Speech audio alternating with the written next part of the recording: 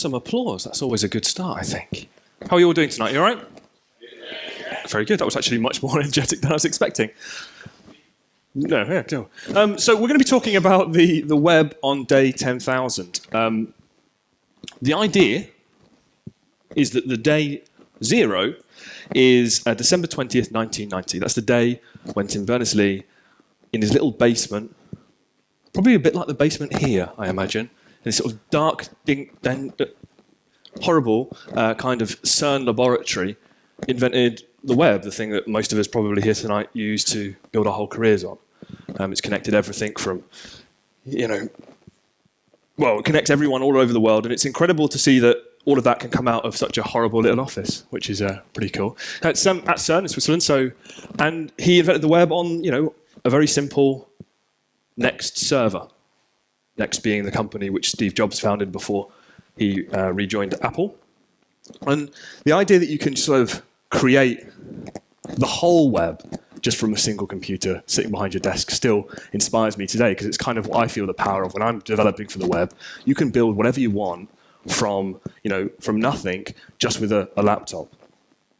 So the day 0 being 1990, that makes today, 4th of November 2016, day 9,540 in the evolution of the web. And if we think about that kind of evolution, day 10,000, and I just picked 10,000 purely because it's a round number, and as a developer I like roundness, is the 7th of May 2018. So it's near future. This is a talk which is about the web and how the web's going to affect us and what's going to be changing on the web in the very near future. This isn't going to be looking at what the web will be in some futuristic state. It's what's going to be happening very shortly. And most of the things that I'm going to be talking about are already either happening or very close to happening in the web. So the car, this is the car on day 10,000. I always like that to sort of remind you that although we always think, we've been doing the web forever, I've been doing it my whole career practically. I started in 2000 as a web developer in classic ASP and a little bit of CGI bin stuff. I don't even know what language I was doing. I started writing web stuff around then, and it was very basic and very simple. And we've come on leaps and bounds. The amount of stuff which has gone in the web, sometimes you forget that actually we're very much at the infancy of this technology. Day 10,000 isn't long into a technology. This is the car, day 10,000 of the combustion engine. There's actually, it goes even further back. This is quite developed, but this is roughly of a car we'd recognize today. This is day 10,000 of a car. And it's nothing really like, other than the shape and the fact that it's got 4 wheels, it's nothing like the car of today. This is the television on day 10,000. And it's got none of the things that you might expect of a television nowadays. It's not got, it's not curved, for starters. Who's got a curved TV, by the way? No one. Yeah, it's a useless technology, isn't it, curved TVs? I think we're all set on that. They've kind of sold us on 4K, but curved, get lost. It's like toothbrush manufacturers. Every year they come along with a new thing which they think is going to solve the problem. Like the bit at the back on a toothbrush. That's not needed. Just want a toothbrush. Don't need a curved bloody TV. But you might want a colour TV. You might want a 40-inch or a 50-inch TV, an 80-inch TV. I want a 120-inch TV. But day 10,000 of the television, it's a small box in the corner. And it hadn't even really, they haven't figured out how the TV was going to change society at that point. It's still something which they round. There's one set per household if they're lucky. They're surrounding a TV as a large family. But now if you look at TV usage, it's completely changed. We're streaming it, we're watching it in different rooms, we're watching it on the go, we're watching it on trains, if we can get a signal. We're doing all sorts of things differently with TV that we would never have imagined on day 10,000. And we're not even at day 10,000 of the web. We're not even at black and white television in terms of the web. This is a human on day 10,000. This is me on my 10,000th day birthday. And as you can see from that picture, there's a lot of evolution that's required. I'm an idiot, and both of those two know it.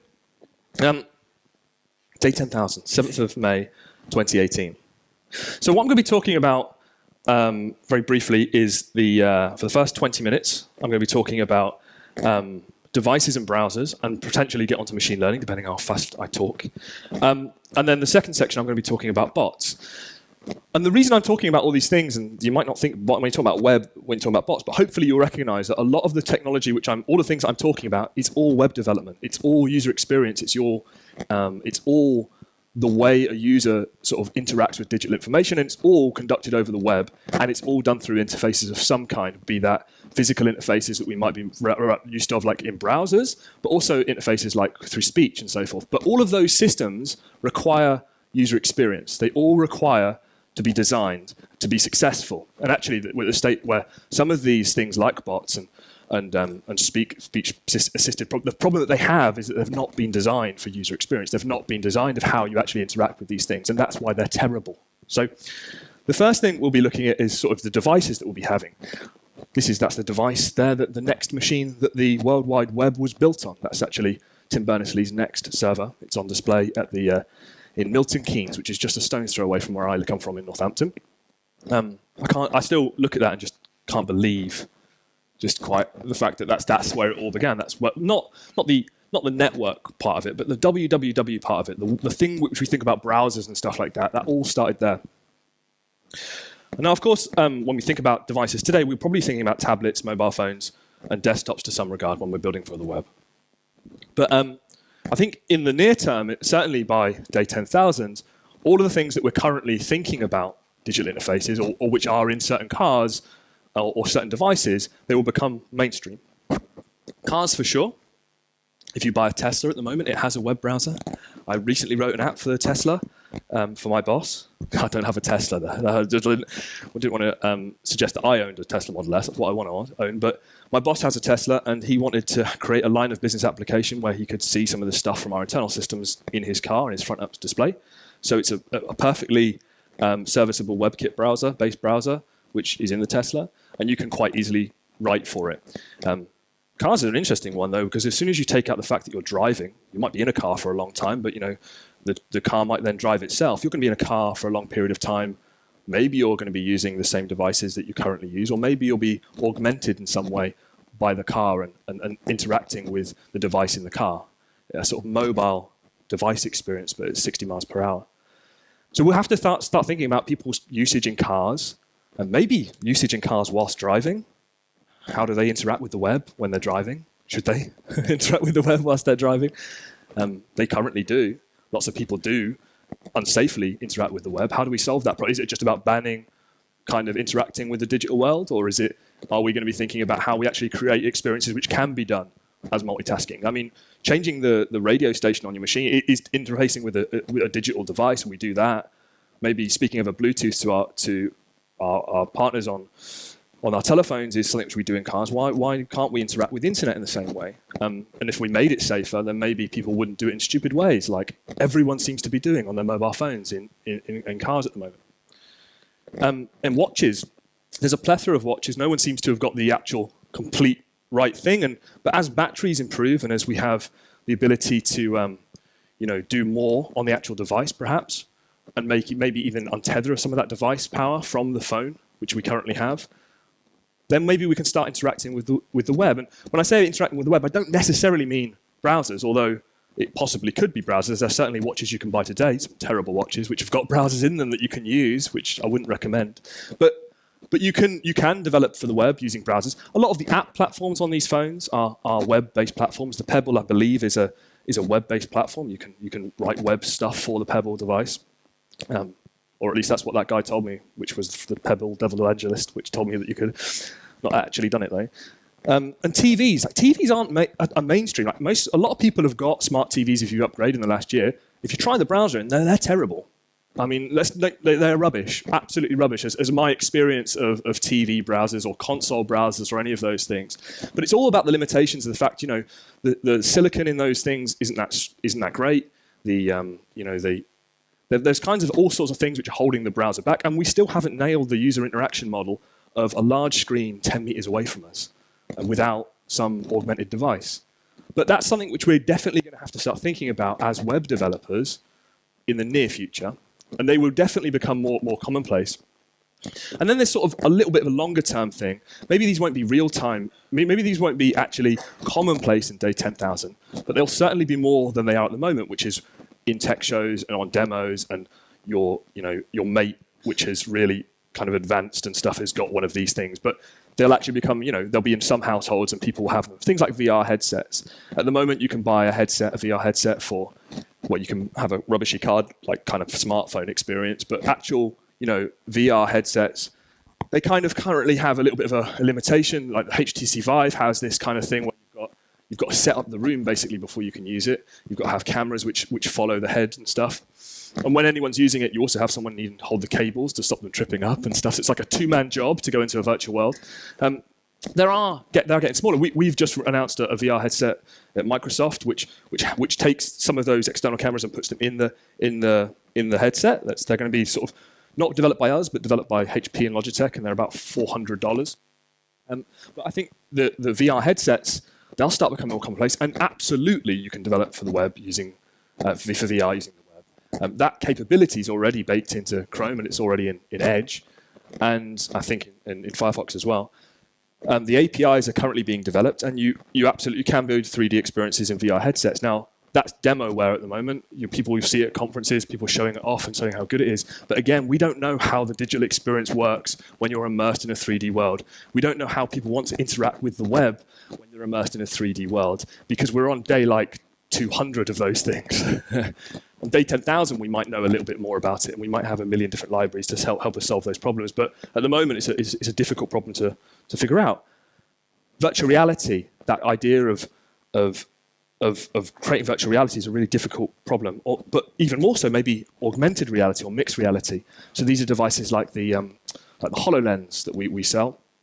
And in that experience, it's not just about experiencing an application which has maybe been built entirely by the app, which is immersing you, but augmenting lots of applications. So in Edge, inside of a HoloLens, this is what it looks like. So that's the Edge browser. You pinch and zoom it.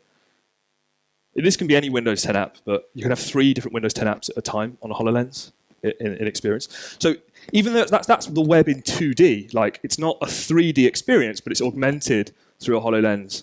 So that's very much the web. And actually, if you're thinking about designing for it, it's very much, that's Netflix, by the way, running on that browser.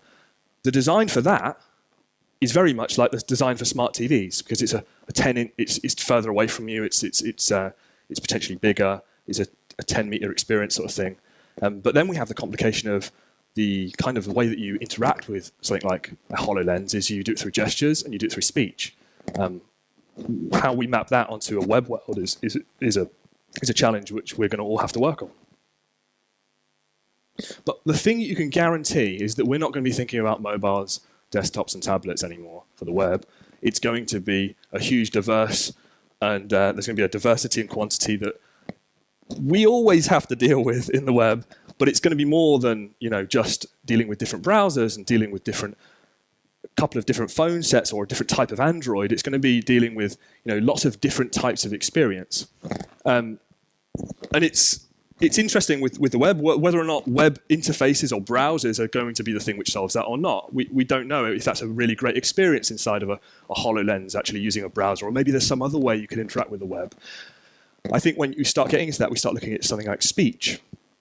But I think when I start talking about things where they're not in browser, web developers sometimes get worried about going, well, the web's, the web is all about, browser. Well, it's not about browsers really. It's about a human interfacing with a digital system in a way which is open, diverse, and URL addressable. That doesn't necessarily mean it's in a browser.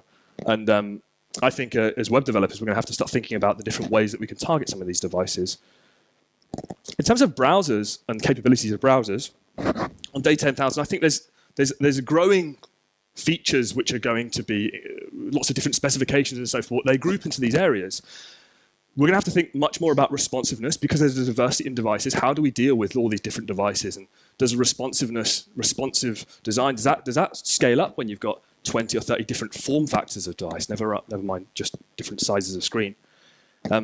Offline is nearly a solved problem with things like Service Worker and so forth. And we've had lots of stabs at offline over the years as standardization. If we try to standardize it in browsers with app cache and things like that. But it seems like we're now, as with the development's maturing, we're getting to a point where offline really is a thing, and we should be able to develop applications, or we can currently today develop applications which will work online and offline and when people are mobile in cars, which are going 50, 60 miles an hour, or on their mobile phones, those things are really important, and trying to solve that problem is really important. By DEN 10,000, that problem will be solved, and it will be in everybody's phone, and the most common devices will be able to do offline web browsing, and you'll be able to sort of deal with that. Speech, currently today, doesn't really work, does it, if we're honest? Like, we might use Siri occasionally, but that's probably the extent at which we're using speech to navigate systems. By DEN 10,000, we'll have seen speech will start becoming much more mainstream, I imagine. And to the point where in 10, 20 years maybe, I think speech will be the primary input device for all digital devices, I reckon. Touch. Currently we think about touch in a singular way, but if we start having big screens, which are in communal places, you start thinking about how touch works with multiple users. My screen here takes 10 puts of touch input. I can have 10 touch inputs into it. But our Surface Hub, our big 80-inch Surface Hub, huge thing, can have up to, I think, 60 different inputs at a single time. Because the idea is that multiple people are using it at multiple times. Now, if you think of any of the touch interfaces that you may have developed over the years, or would they work if people were pressing buttons over here and were also pressing buttons over here? Like, would that problem, how would we solve a problem? How do we solve problems like multiple user input, simultaneous multiple input on the same screen? Notifications as well, that's a common thing. Okay. It's an interesting thing at the moment because it's more annoying than it is useful, I find, on websites at the moment. Do you want notifications about this? Do you want notifications about Facebook? Yeah, I want another place to get notifications on Facebook. Thanks very much. But notifications and being able to alert that something's happened on the web so that someone can take action on that, that's something which has been very successful in the app platform, and something which is obviously it's built into most browsers now. It's built into Edge, Firefox, Mozilla, Opera. You can do notifications. All of these things are kind of being solved. There are already specifications which are very far along the line. In DEN 10,000, they're all solved. They're mainstream. You can take it as granted they'll be there. If you're wondering, well, what's going to be the next specifications available in 2 years' time, I guarantee you there won't be a specification which isn't already being thought of, which will be in browsers in main production in 2 years' time. It takes a long time for a browser manufacturer to do this sort of thing. So if you go to status.modern.ie, we create a list of all the features that we have got on our roadmap. It's the first time we publicly launched a roadmap. So there's 262 features when I took that screen grab. And we list every feature that we don't support, and we tell you why we don't support it or what we're considering. But some of the things like CSS3 filters, CSS and SVG animations, WebGL, which we support obviously currently. But all of these sorts of things, I think these are the kinds of things which are going to be really important for web development in the future, particularly Service Worker, and that's the ability to add that offline support and be able to deal with the networking stack in a way that app developers have been able to do for a long time, which will sort of be able to improve the experiences that people have when they have this sort of choppy internet connectivity. One of my favorite concepts, and it's quite an old-fashioned thing really, web components. It's been around for a long time and they haven't taken off, but I think they will have taken off and they will be definitely standardized by DEN 10,000. And I think this is a really cool thing, the modularization of the web, taking things which are very complex and taking them back into very small components which can be plugged together and used together to create an experience. So to show you what a web component is, we can create a new tag basically. So this is a sales chart tag. And to extend that tag or implement that tag, I create a little bit of JavaScript. So here's the sales chart. I extend the HTML element. And this is the important sort of function in it. This is like a standardized abstraction. And we say this.innerHTML equals, and for this instance, all I'm doing is putting a p tag around. I'm just putting a p tag saying my sales data is going to go here. And then I register document.register element, and I register the sales chart element. So when the browser encounters that piece of HTML, it's going to instantiate that class, and it's going to then print my sales data goes here in a p tag. So this is what that would look like. So on my web page, I've got my sales data goes here, and then underneath it, I've got a p tag. So my application has got a sales chart tag and a p tag, which has got some text in it. So the problem always has been with those kind of components that you might put on a page is that they interfere with each other. So you might have a JavaScript namespace which is named the same in one component as it's in the other, and you might have a CSS style which somehow coincides with a CSS style in this other thing as well. And what we might want to do is eliminate that, like separate these controls or these components so that they don't interfere with each other. And the way we do that is we use a thing called the shadow DOM. So instead of just calling back on created callback, what I'm going to do is say, this is what the problem case would be. We've got this created callback, this .ini.html, and then we're registering it. But it will leak because what I've added, or the thing which I added there, was the style tag, and I did it in an old-fashioned way. And I've just done too much ink. Never mind. You can sort of still see it there. It's a style tag which I've hard-coded into my web component. I recommend that's exactly the way you should do it. And the problem is it leaks into the paragraph below it.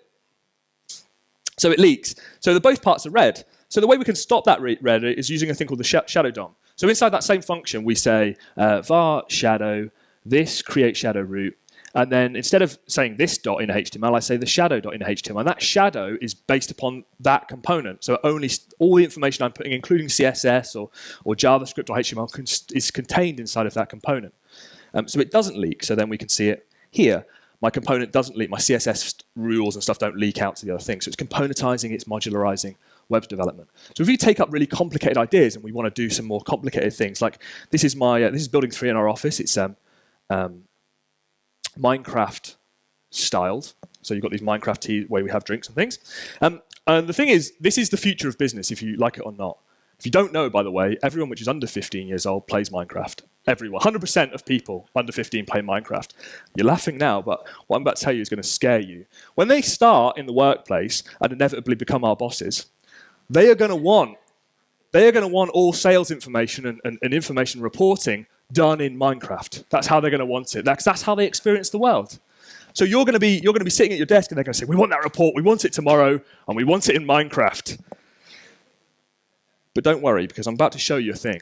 So this is, I'm using a library called Knockout.js because I'm from that era. But I use Knockout because it has a really nice feature that I can very simply take a tag, a HTML tag, and wrap it in this syntax, this sort of the HTML comment thing, and it will loop over a model. So what I'm doing is just looping over a model with Knockout and providing data to a HTML tag. And that HTML tag is a web component, but that web component has no idea about Knockout, and it has no idea how it's being bound to. It's has no idea how it's being created.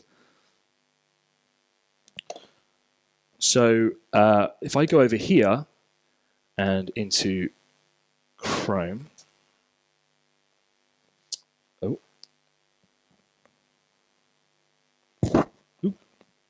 so I've got this little Node application, and it's dream jobs over the years. This is real data about people's dream jobs. They interviewed loads of 15-year-olds just in school about what they wanted to be, and this is what they wanted to see. And it shows you over time what they wanted to be. So we can see over here, writers. In 1991, there were 7 people wanted to be a writer. In 2016, 10 people wanted to be a writer. This is my web component. This is my Voxel world is my web component, and I'm applying the data which I'm applying to that table to the Voxel world. So as there we go. So YouTube sensation, that's really, really popular. An athlete, that was the one which surprised me the most. That's become really unpopular. It had this peak when there was the Olympics, but it's become really unpopular. People don't want to be an athlete, which is really odd because you can jump over it like that, which is... I think the world should be much more like that. Which is one of the problems with this graphic system, by the way, is you can see it the wrong way. But yes, that's all I'm going to show you on that once we're stopped. The next session, the next 20 minutes, is going to be looking at machine learning in the web and how we can add machine learning to our web applications, and then looking at bots as well if we've got time as well. So I'd like to say thank you very much. Thank you. There's an origami transition, the finest transition in PowerPoint. Machine learning finds complex patterns in data and allows applications to gain insight into new data using those patterns. That's what machine learning is for, and it's all around us. Your credit card manufacturer, your credit card company, they will use machine learning to detect fraud. And if you're out of the country and you're spending, they'll detect that you're out of the country and say that's not a usual spending pattern. And that's they're using machine learning to look over the millions and millions of transactions, billions of transactions to find those things. We use machine learning at Microsoft for all sorts of products. The Kinect, the Kinect device, which sits on some people's Xbox machines. That device can understand gesture, left, right, waving, various things. No one programmed an algorithm to decide whether or not it was waving or that the left arm was moving or the right arm was moving. What we did was we fed lots of video of people waving or doing those gestures, and then we used machine learning to generate algorithms which could detect those things. And that's how big companies with huge research grants can do these sorts of things. I'm sure Sage has it for fraud detection, and lots of other companies use it for all kinds of industrial uses and use cases, but it's very expensive. At Microsoft, we spend 6 to 8 billion, depending on the year, on research and development, a huge amount of money. And so we can afford to do machine learning. But what's happening in this space is that those bigger companies like Google, Microsoft, IBM, and various others, what they're doing is they've learned a lot from research. They're trying to productize all of these learnings and create APIs and systems that you can call as developers very simply and get insight and smarts into your application and achieve some of the things like Amazon recommendations. That's all based on machine learning. You can now just call a recommendations API in Microsoft and it will tell you what recommended products are in your product category. And there's loads of different things that machine learning can do. We have a service called microsoft.com/cognitive services. And this place lists all of the APIs. There's about 52 different APIs that you can use. And I'm going to just show you a handful of the more flippant ones, just to show you what you could do and what you could build into your websites. Emotion, it's a very important, it's a human instinct, and trying to figure out what people are thinking is something which we're, as web developers, something which we've never really been able to do before. It's very difficult to determine what sort of state your user's in. But it's actually, if you think about it, quite an important thing if we're trying to develop machines which are more human-like, maybe in bots or speech or stuff, understanding what the emotion of the user is, maybe how they're speaking, how they're chatting on the website, what they're searching for, how they're speaking to the website, or maybe if they've got cameras, how they're detecting their emotions is an important sort of thing to understand.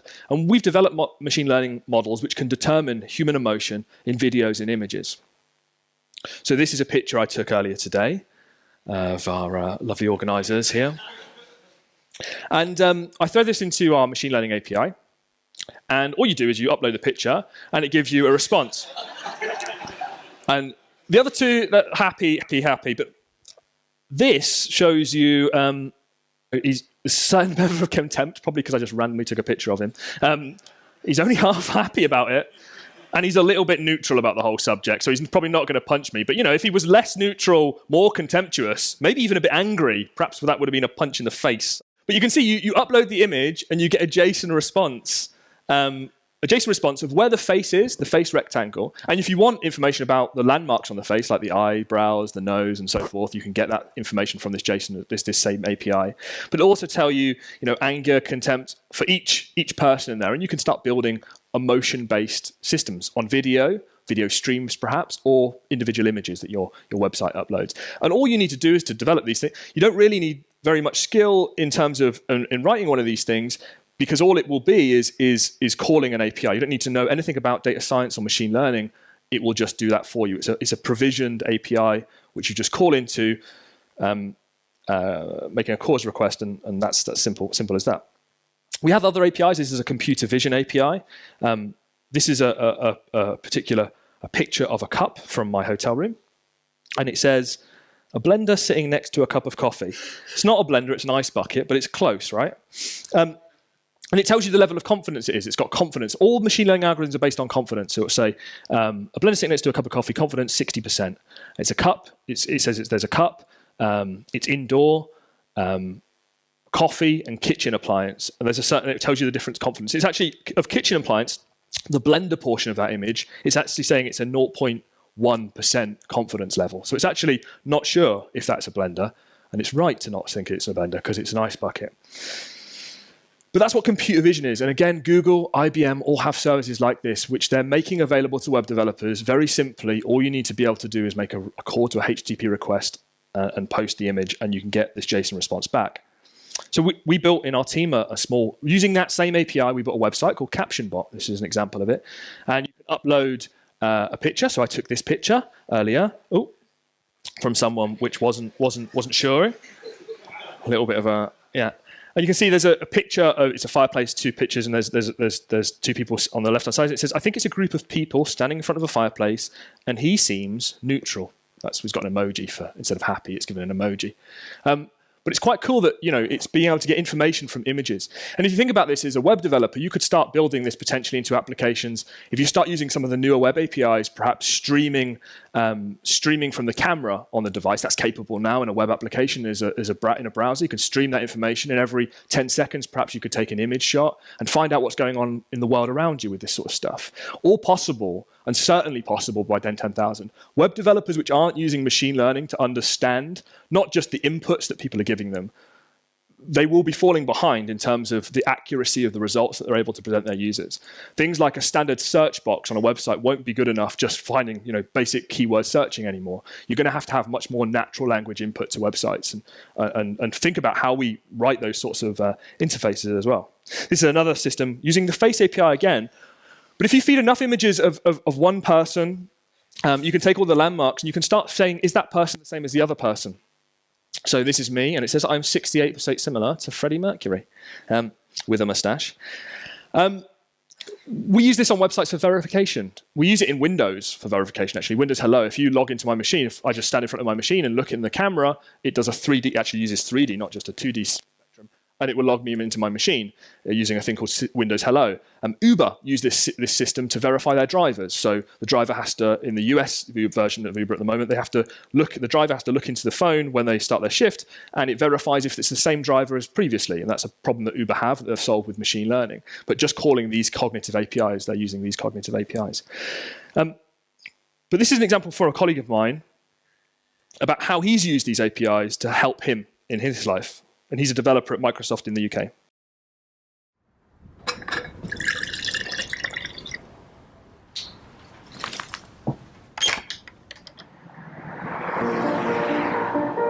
I'm Saqib Sheikh. I lost my sight when I was 7, and shortly after that I went to a school for the blind. And that's where I was introduced to talking computers, and that really opened up a whole new world of opportunities. I joined Microsoft 10 years ago as a software engineer. I love making things which improve people's lives. And one of the things I've always dreamt of since I was at university was this idea of something that could tell you at any moment what's going on around you. I think it's a man jumping in the air doing a trick on a skateboard. I teamed up with like-minded engineers to make an app which lets you know who and what is around you. It's based on top of the Microsoft Intelligence APIs, which makes it so much easier to make this kind of thing. The app runs on smartphones, but also on the Pivot Head smart glasses. When you're talking to a bigger group, sometimes you can talk and there's no response, and you think, is everyone listening really well, or are they half asleep? And you never know. I see two faces, 40-year-old man with a beard looking surprised, 20-year-old woman looking happy. The app can describe the general age and gender of the people around me and what their emotions are, which is incredible. One of the things that's most useful about the app is the ability to read out text. Hello, good afternoon. Here's your menu. Great, thank you. I can use the app on my phone to take a picture of the menu, and it's going to guide me on how to take that correct photo. Move camera to the bottom right and away from the document. And then it'll recognize the text.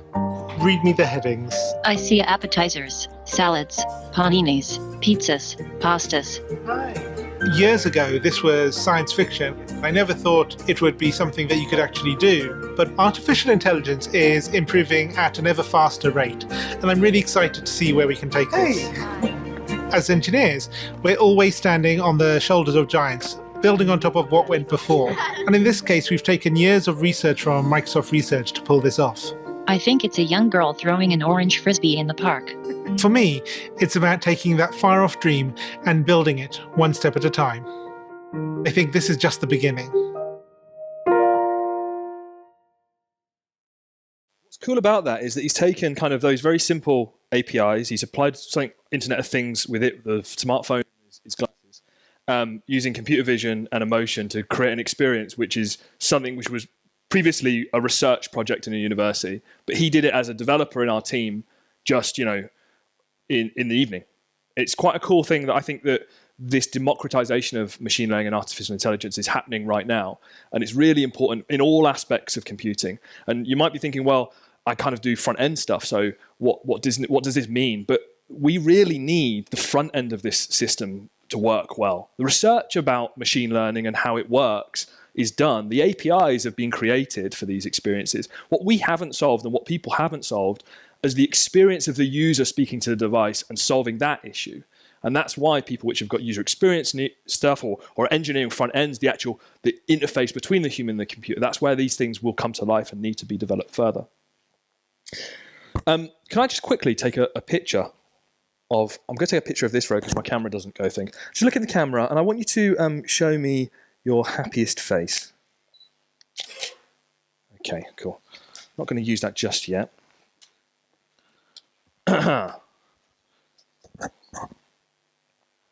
What if I had a beard? This is why we've invented bots. A lot of you have beards. Pretty jealous, want a beard. But what if I had a beard?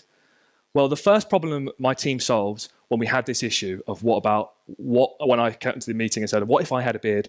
They developed a system which would tell me what would I look if I had a beard. And they called it Project Murphy. And Project Murphy's in Skype.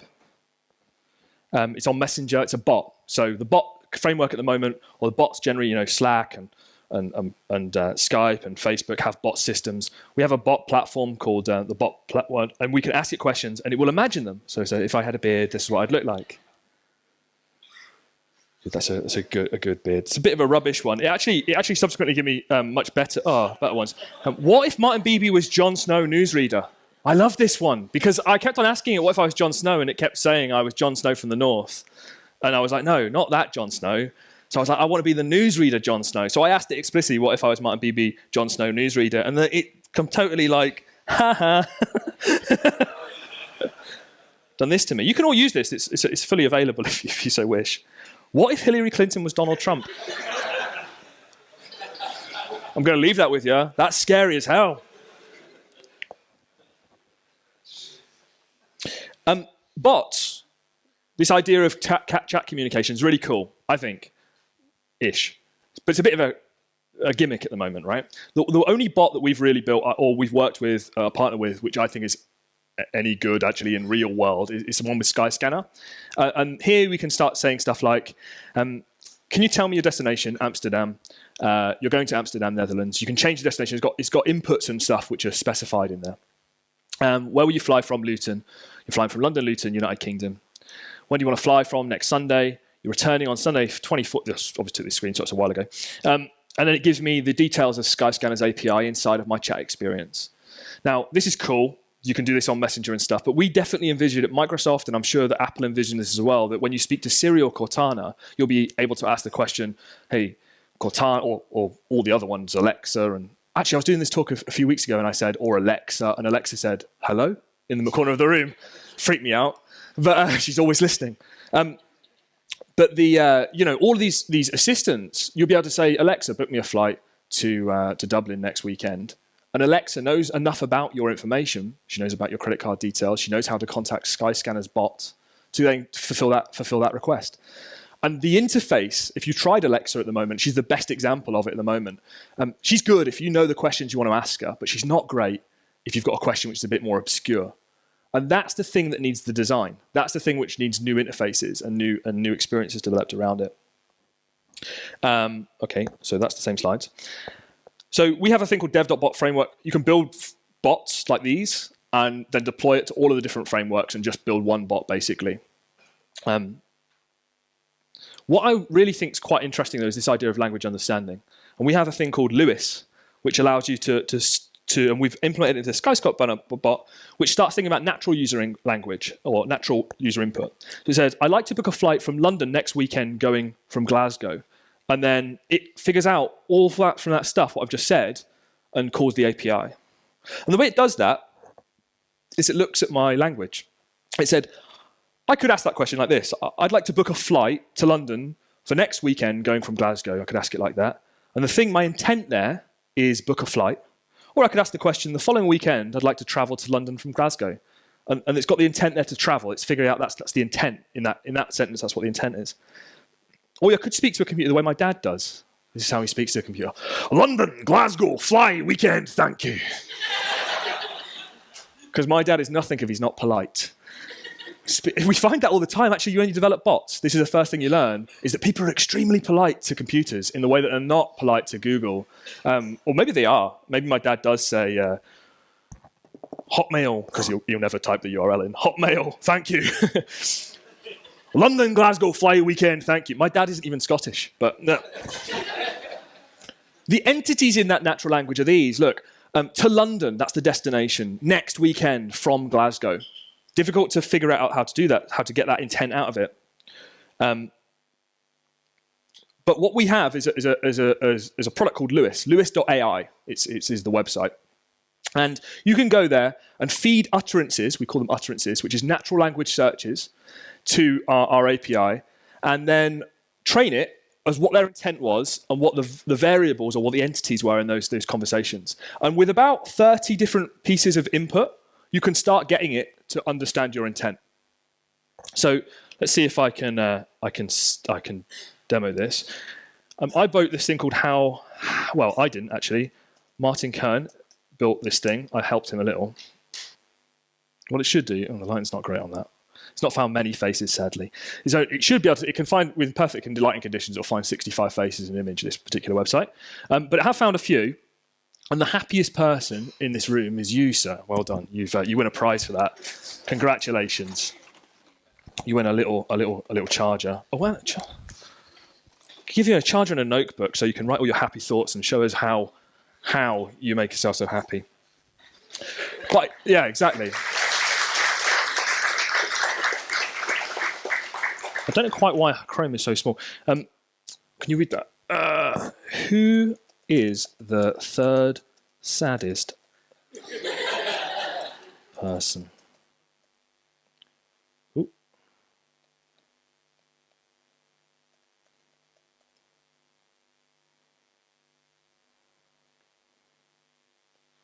You're the third saddest person. There you go, sir. There you go. For you, yeah. Consolation. You can give them out to two other people can can share your sadness. Yeah. So you see that I asked that question: who is the third saddest person? Who is the most angry?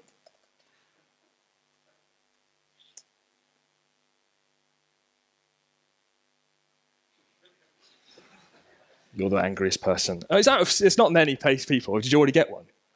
No, that's not why you're around. See how I was a little bit more cautious with him. But what I'm asking is free-form English.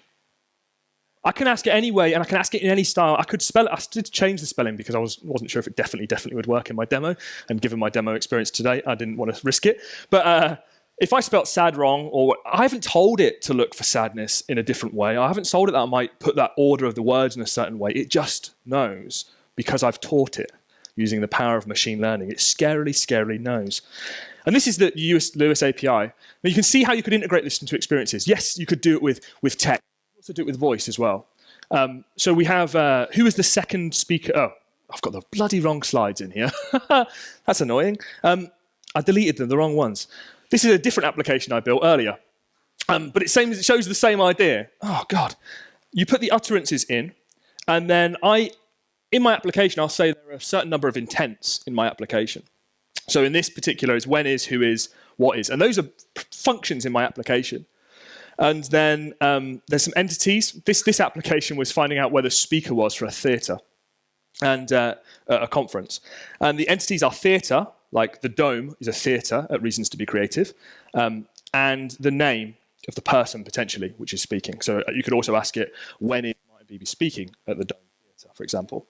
And what it does is it takes that natural form English, maps it. It says, I think that the intent of that question is a who is lookup. So I'd map that to my function, my who is function in my application. And then I'd pick up the variable second, which is an ordinal, second, that's the second thing, third thing. And it's got a date and time. It's recognized today as a date time. So it's going to not only give me back that that's a date time, but that's happening today. So now I've got all the information, dome, second speaker, today, date time. I can then take those variables, that action, and map it to something in my application. And that's what Lewis is all about. Once you finished it, you create a HTTP service, and then you just call that thing with a query. So you could just do this from JavaScript, where you call the endpoint, and what will come back is a JSON response of all of the intents, the original query, then the intents, and then the certainty of that intent. So it thinks that this particular sentence, who is speaking, is the intent of that is who is. Probably it's quite an easy one because it's the same words, but it doesn't have to be the same words to be the same intent. And what you do is you go through it with all your utterances and you train it, but then subsequently as people call your API, they might call it in different ways that you've not been expecting. You can then retrain the model, go back in there, highlight things, say that's wrong, you've got the wrong intent there, you've got the right intent there. You can highlight different variables and reteach the model continuously in production as you're using this model, so you can improve upon your application. So to House Happy, we added a new feature which was in this, which if anyone ever asked who needs a coffee, we just look for the saddest person. So we would have picked you. Who needs a coffee in this audience? And it would have picked you. But we taught it that to associate coffee or lack of coffee, who needs a coffee, with the emotion of sadness. And we taught it that, and then it just knows. And then you can ask that question in any way, and the machine sort of understands. So the last thing about this is in websites, we can type stuff in like we just did there with How Happy. But what about speech? How in web are we going to deal with speech? Because they're dealing with their apps. They're definitely going to have that in applications. They're definitely having it with things like Alexa. But will people ever really want to speak to a web browser? And we're getting to a point where it's relatively good. Let me go back to this one. I'm going to just change the accent to British. Because believe it or not, that's why I am. I'm going to just click on the microphone in a browser. This is just using the standard get user media sort of APIs to access my microphone. So my microphone switch is on. It's got the red thing there. In West Philadelphia, born and raised. On the playground is where I spent most of my days.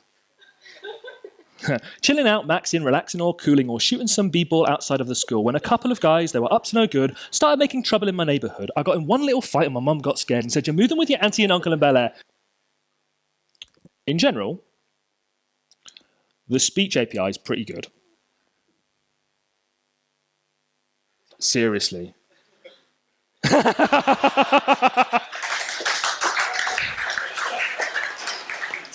What you will notice there is that it did a little bit of language correction.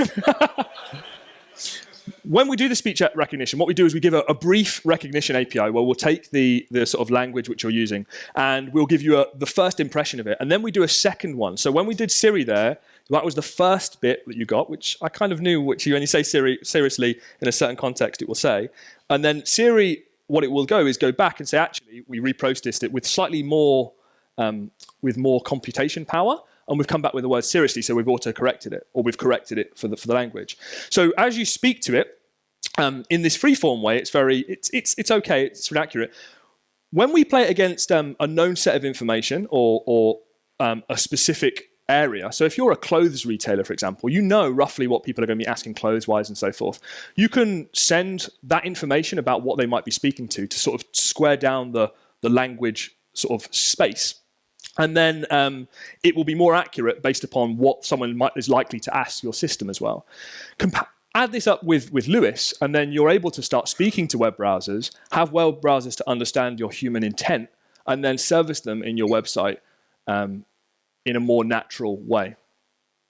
Now, we're not even at day 10,000 yet, but when we are, this sort of stuff will be cracked, and people will. The reason people don't use speech in their applications today, or don't want to use them, is because they're so flaky. Like for natural language, they're still a bit flaky. And when you're in a big room with lots of echoes and stuff, it doesn't work as you expect it. But we're solving these problems gradually, and we're far along that road. And we're at the stage, touchscreens in 2006 were all crap. And then the iPhone came out and they weren't crap anymore. And now touchscreens just aren't crap. And it's the same with speech. Speech recognition is a bit off at the moment. But by day 10,000, speech will be nailed. We'll be able to speak to our computers, it will be able to understand our intent, and we'll have to start building for this interface on the web. This is this TV on day 10,000.